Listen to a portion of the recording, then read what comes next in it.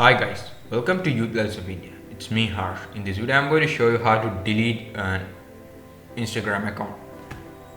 So guys, go on to settings, select temporary disable your account and give a reason for cancelling your account and type a reason for that so that they will understand what and why you are deleting the account. So guys, as I say, if you only have a app, you cannot delete your account. You should delete it from the website. You can only delete it from a website, not from an app. So guys, sign in to a website. So I'm just giving a reason for showing you. Scroll down, type the thing what you want. After scrolling down, there will be a button.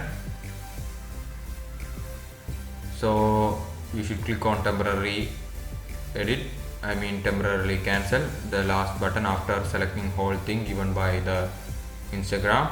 After selecting, you will reach to a section where your account is temporarily cancelled. So guys, I think this video is useful for you.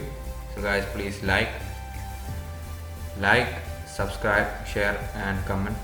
Also hit the bell icon. So guys, it's a big bye from Youth Lives of India. Bye.